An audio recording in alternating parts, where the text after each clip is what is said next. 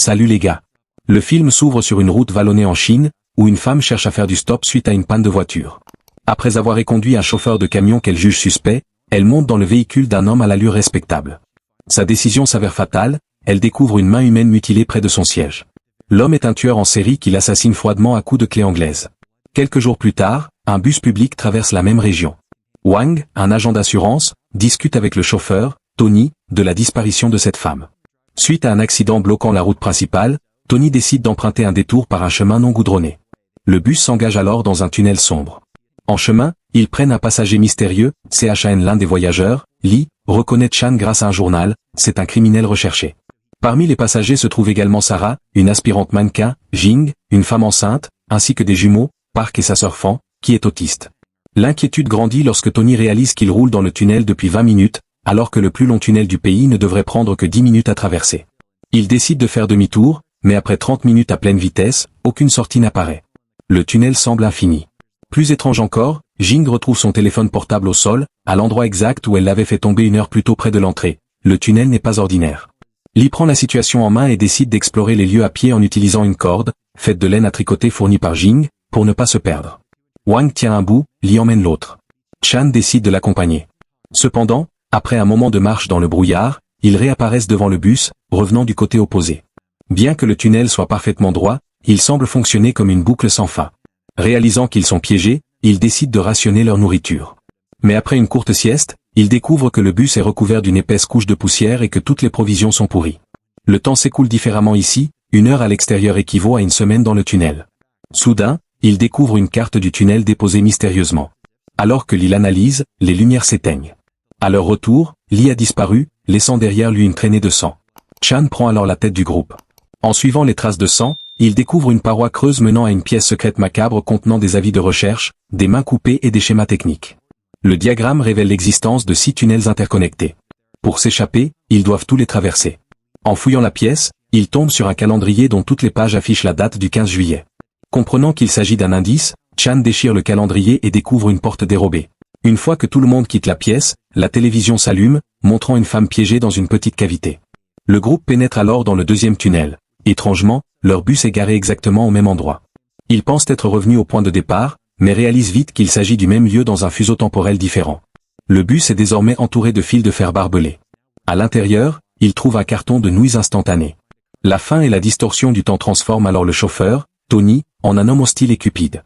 Armé d'un pistolet trouvé sous un siège, il menace les autres pour s'approprier toute la nourriture. La faim devenant insoutenable à cause de la vitesse à laquelle le temps s'écoule, Sarah, la mannequin, propose un pacte sordide à Tony. Elle vend son corps en échange d'un paquet de nouilles. Pendant qu'il s'isole, Wang, l'agent d'assurance, tente d'envoler indiscrètement. Tony le surprend et commence à le passer à tabac, mais avant qu'il ne puisse l'achever, quelqu'un surgit et poignarde le chauffeur dans le dos. Le reste du groupe arrive et découvre le meurtre avec horreur. Pourtant, Wang, obsédé par sa faim, ne s'en soucie guère et cherche le paquet de nourriture qu'il a fait tomber. En s'accroupissant sous le bus, il découvre une plaque d'égout.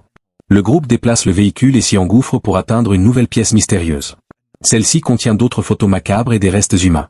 Sur l'écran de télévision, on voit la femme de la vidéo précédente en train de se noyer lentement. Ignorant cela pour l'instant, il trouve à nouveau le calendrier du 15 juillet qui cache la porte vers le 3e tunnel. Ce 3e tunnel est plus humide et sombre. Le bus est envahi par des rongeurs et des serpents. Désespéré, Wang mange des nouilles pourries et tombe immédiatement malade. Prise de pitié, Jing, la femme enceinte, lui donne un biscuit. Mais Wang, dévoré par la faim, devient de plus en plus agressif et exige tout le paquet. Face au refus de Jing, il sort un pistolet et s'empare de toutes les provisions sous la menace de son arme. Son règne de terreur ne s'arrête pas là, il déduit que chaque mort semble débloquer un passage secret, le mur après la disparition de Lee, la trappe après la mort de Tony. Il décide donc de sacrifier l'un des survivants pour s'échapper.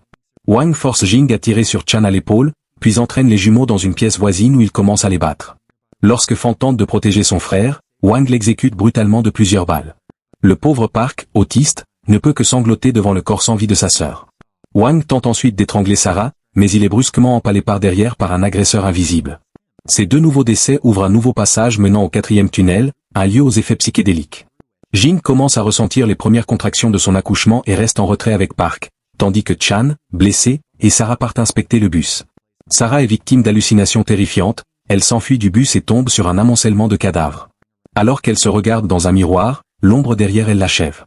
Pendant ce temps, Chan rejoint Jing qui vient de donner naissance à un petit garçon. Mais alors qu'il tente d'avancer, il réalise que le nouveau-né est décédé.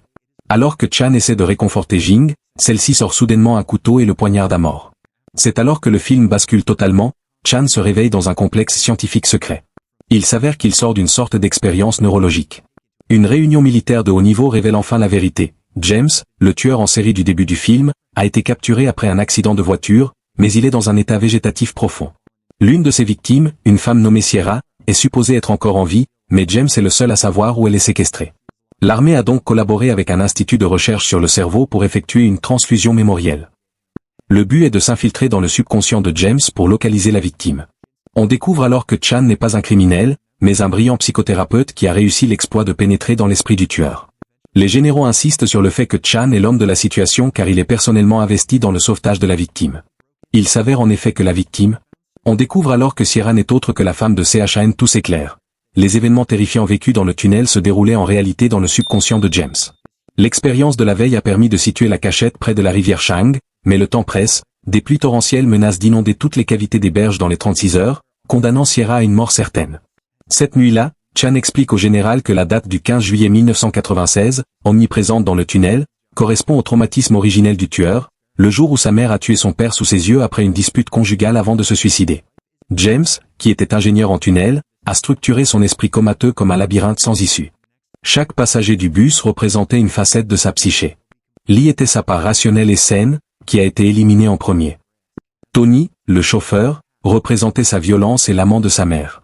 Wang et Sarah étaient les projections de ses parents, un vendeur d'assurance violent et une mannequin infidèle.